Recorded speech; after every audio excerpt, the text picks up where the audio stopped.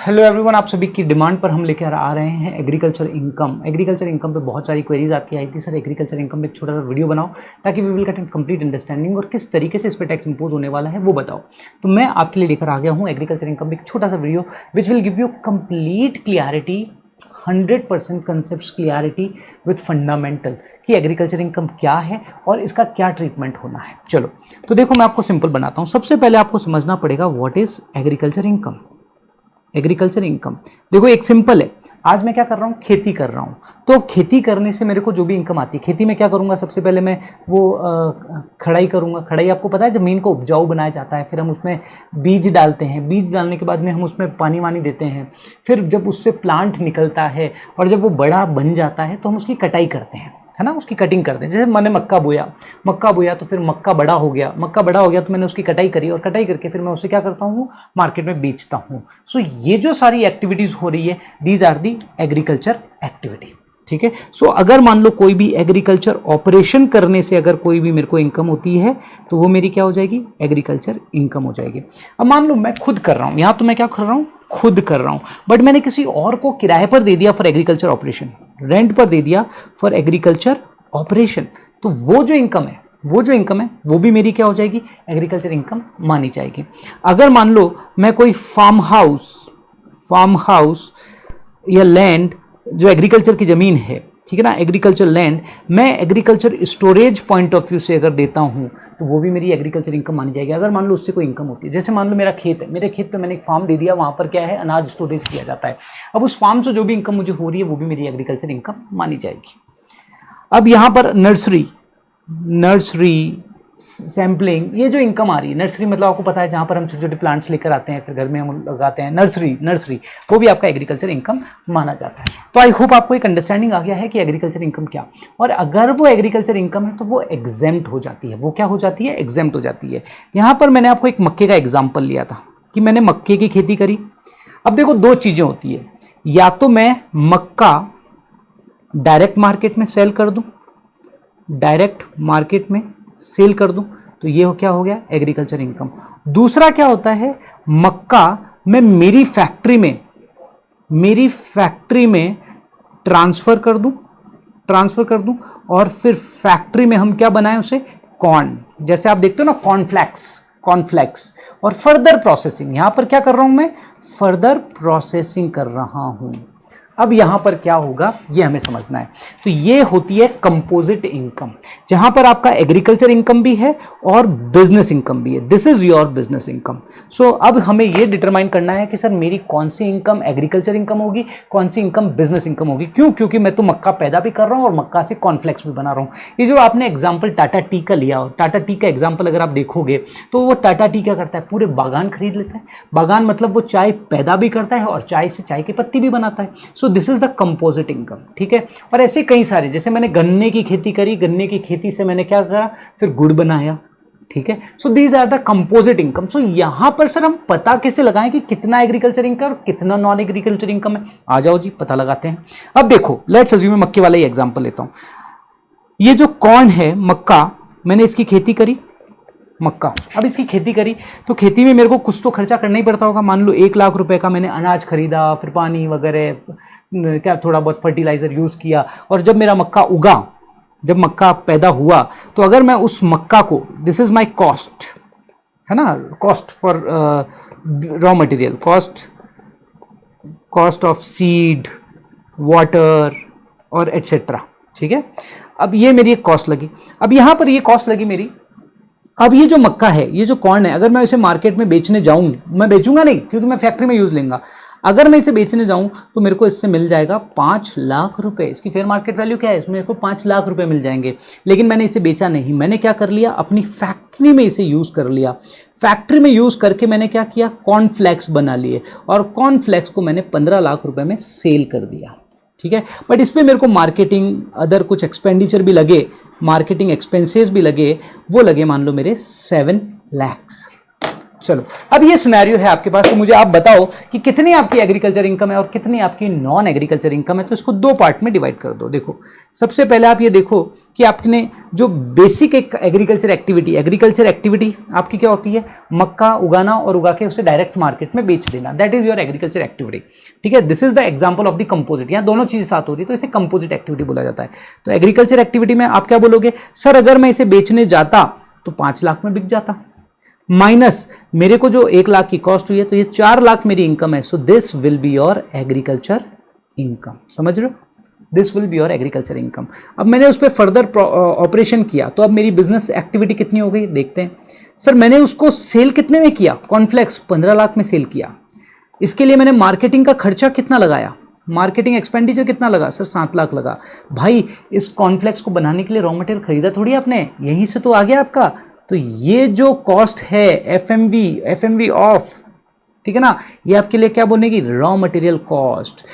आपके पास कॉर्न आया कहां से, आपने कॉर्न खरीदा नहीं है, डायरेक्ट आपने उगाया और उगा के फैक्ट्री में ले लिया। सो ये 5 लाख रुपए आपकी यहां पर कॉस्ट मानी जाएगी। सो 3 लाख रुपए will be your non agriculture income. I hope this is clear. तो आपको समझ आ गया होगा कि किस तरीके से एग्रीकल्चर इनकम और नॉन एग्रीकल्चर इनकम कैलकुलेट करना है। सो आपको ये समझ आ चुका है क्या, ठीक है। So this is the example of the composite income कि किस तरीके से आपको पता लगाना है कि एग्रीकल्चर इनकम कितनी है और नॉन एग्रीकल्चर इनकम कितनी है। देखो, अगर मैं ये मक्का बिना फर्दर प्रोसेसिंग के, अगर बिना फर्दर प्रोसेसिंग के मार्केट में बेचता तो कितने में बिक जाता, 5 लाख रुपए में। सो एग्रीकल्चर इनकम के पॉइंट ऑफ व्यू से इसकी सेल प्राइस क्या मानी जाएगी, 5 लाख रुपए माइनस मेरी कॉस्ट, तो 4 लाख रुपए will be my agriculture income. ठीक है, अगर मैं इसको मार्केट में बेच देता तो मुझे कॉर्न वाले बिजनेस में खरीदना पड़ता ना, ये रॉ मटेरियल कितने में खरीदता, 5 लाख रुपए में, सिंपल। तो ये जो एफएमवी है वो आपकी यहां पर कॉस्ट बन जाएगी, सिंपल। बहुत लॉजिक के साथ जाओ, कहीं कोई प्रॉब्लम नहीं होगी। ठीक है, तो अगर आपका ये सिनेरियो है कि आपका कंपोजिट इनकम है तो किस तरीके से आपको डिवाइड करना है वो आपको समझ में आ गया है। चलो, अब आपको मैं कुछ टी कॉफी रबर के केस में, यहां पर गवर्नमेंट ने एक स्पेसिफिक रूल बनाया है टी कॉफी रबर में। उन्होंने बोल दिया है कि कंपोजिट इनकम अगर है तो हम एक परसेंटेज दे रहे हैं। तुम दिमाग ही मत लगाओ कि कितना क्या है, बिगिनिंग एक्टिविटी है, कितना आफ्टर बिजनेस एक्टिविटी है, कुछ दिमाग मत लगाओ। इन्होंने सिंपल बोला है कि हम आपको एक परसेंटेज दे रहे हैं एग्रीकल्चर और नॉन एग्रीकल्चर।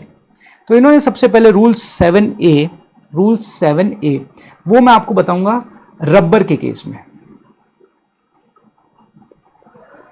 रबर के केस में उन्होंने बोला है कि भैया अगर आप ग्रोइंग एंड मैन्युफैक्चरिंग, आप क्या कर रहे हो, growing and manufacturing of rubber, तो उस केस में आप रबर उगा भी रहे हो और आप मैन्युफैक्चर भी कर रहे हो, तो उस केस में कंपोजिट इनकम हो गई। तो उस केस में आपका 65% will be the agriculture income और 35% will be the non agriculture income. मान लो मेरे को रबर से बिजनेस हुई है, 1 करोड़ की इनकम हुई है, तो 1 करोड़ का 65% मतलब 65 लाख रुपए मेरा एग्रीकल्चर इनकम माना जाएगा और 35 लाख रुपए नॉन एग्रीकल्चर इनकम माना जाएगा। जो मेरा टैक्स इंपोज होगा 35 लाख पे इंपोज होगा। I hope this is clear. Rule 7B इसके 2 पार्ट हैं। ये है कॉफी के केस में, coffee grown and manufacturing, growing, manufacturing, growing and manufacturing, ठीक है ना, ऐसे हम बोल सकते हैं ग्रोन एंड क्योर्ड। ठीक है, तो उस केस में 75% एग्रीकल्चर, 25% नॉन एग्रीकल्चर इनकम। और कॉफी ग्रोन, क्योर्ड, रोस्टेड, आप लिख लो, आप लिखो ग्रोन, क्योर्ड, रोस्टेड और ग्राउंडेड। आपको क्वेश्चन में गिवन होगा, ध्यान रखना। जब ग्रोन एंड क्योर्ड हो तो 75-25, लेकिन 4 चीजें हो, ग्रोन, क्योर्ड, रोस्टेड और ग्राउंडेड, तो 60 और 40, ये चीज आप रेशियो ध्यान रखना। और अब आता है 8, रूल नंबर 8, वो आता है टी के केस में। तो टी के केस में अगर आप ग्रोइंग एंड मैन्युफैक्चरिंग, तो यहां पर इन्होंने बोला है 60 और 40, 60% एग्रीकल्चर इनकम और 40% will be the non agriculture income. तो कोई भी क्वेश्चन आए तो बस ये चीज आप ध्यान रखना, ऑब्जेक्टिव में आपके पास ये क्वेश्चन आ सकता है। अब नेक्स्ट वीडियो में मैं आपको बताने वाला हूं कि किस तरीके से आप एग्रीकल्चर इनकम पे टैक्स कंप्यूट करोगे, टैक्स ऑन एग्रीकल्चर इनकम। ठीक है, देखो, तो अभी अगर आपको टैक्स ऑन एग्रीकल्चर इनकम कैसे लगता है? सर कब आप तो क्या बात कर रहे हो, एग्रीकल्चर इनकम पे आपने बताया था टैक्स लगता ही नहीं और अभी आप बोल रहे हो एग्रीकल्चर इनकम पे टैक्स लगता है। देखो, एग्रीकल्चर इनकम पे टैक्स नहीं लगता है, एग्रीकल्चर इनकम एग्जेम्प्ट है, ठीक है ना, एग्जेम्प्ट है। बट यहां पर डिपार्टमेंट ने तरीका चेंज कर दिया, तरीका चेंज कर दिया।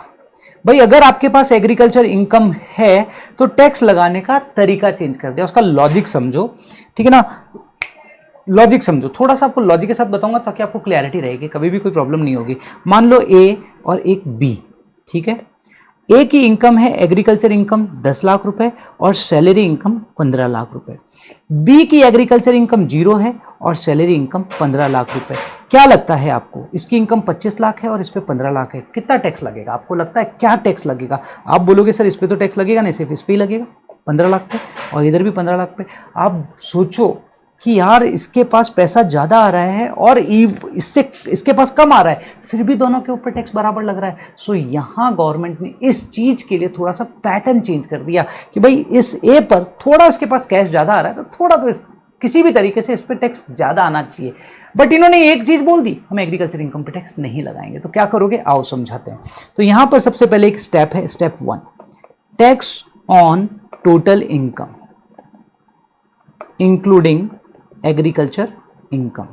अच्छा, एक चीज आपको सबको बहुत हाई प्रायोरिटी पर समझ लेनी होगी कि ये जो एग्रीकल्चर इनकम पे टैक्स लगता है इंडिविजुअल, एचयूएफ, एओपी, बीओआई और आर्टिफिशियल जुडिशियल पर्सन पे लगता है। प्लस आपकी एग्रीकल्चर इनकम अगर 5,000 से ज़्यादा है और आपकी non agriculture income basic exemption limit से ज़्यादा है, अगर ये तीनों कंडीशन आप फुलफिल करते हो तो ही एग्रीकल्चर इनकम पे जो मैं तरीका बता रहा हूं उस तरीके से टैक्स इंपोज होगा। तो step 1, tax on the total income including agriculture income. अब देखो, एक एक केस में आते हैं अपन, एक एक केस में आते हैं। तो एक ही केस में 15 और 10 25, तो 25 लाख की इनकम हो गई।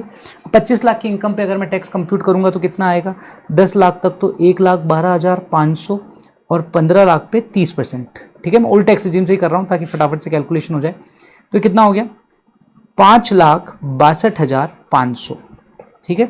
स्टेप 2, अब देखो इन्होंने क्या बोला, अरे आपने एग्रीकल्चर इनकम पे टैक्स लगा दिया। अच्छा, गलती हो गई सर, छोड़ देते हैं।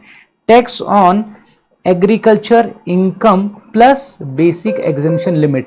ये बोलता है कि अब क्या करो, स्टेप 2 में आप क्या करो, आपकी बेसिक एग्जेम्पशन लिमिट कितनी है? मान लो 2.5 लाख रुपए और एग्रीकल्चर इनकम कितनी है आपकी? 10 लाख रुपए, ठीक है। तो 12,50,000 पे हम टैक्स कैलकुलेट करके वो इसमें से लेस कर देते हैं। लो, आपने बोला एग्रीकल्चर इनकम पे टैक्स लगा दिया, ये लो हम तो आपको agriculture income plus basic exemption limit पे टैक्स कंप्यूट करके लेस कर देंगे। तो 12,50,000 पे अगर मैं टैक्स लगाने जाऊंगा तो कितना आएगा? 10 लाख तक 1,12,500 और 2,50,000 का 30%, तो कितना हो गया? 75,000। तो ये कितना हो गया? 1,87,500। तो स्टेप 3 में क्या बोला है? स्टेप 1 माइनस स्टेप 2, तो 5,62,500 माइनस 1,87,500, तो डिफरेंस कितना हो गया? 5,62,500 माइनस 1,87,500, तो ये आ गया आपका 3,75,000, ठीक है। अब देखो, तो ए पे जो टैक्स बनेगा वो कितना बनेगा?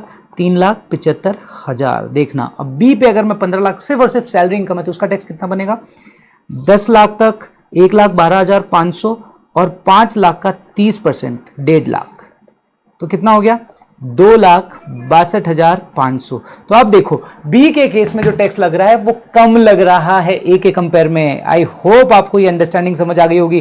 तो ये चीजें आपको यहां पर स्टेप ध्यान रखनी है so that you will get idea. और अब इसके बाद last step, this is our last 5 minute session only, बस पूरा क्लियरिटी हो जाएगी। अब आप इस पे सरचार्ज वगैरह जो भी लगता है वो लगा लो। So this will be the final tax. इस तरीके से एग्रीकल्चर इनकम पे टैक्स कंप्यूट किया जाता है। सो आई होप आपको एग्रीकल्चर इनकम के बारे में पूरी क्लियरिटी मिल गई है और आपको किस तरीके से एग्रीकल्चर इनकम पे टैक्स कंप्यूट करना है ये भी आपको समझ में आ गया। थैंक यू, मिलते हैं नेक्स्ट वीडियो में। सो कमेंट के जरिए बताइए कि वीडियो कैसा लगा और आपके नेक्स्ट क्वेश्चन आपको कौन कौन से वीडियोस चाहिए जो मैं आपको आसान कर दूंगा। और शेयर करिए, सब्सक्राइब करिए। Thank you, bye bye.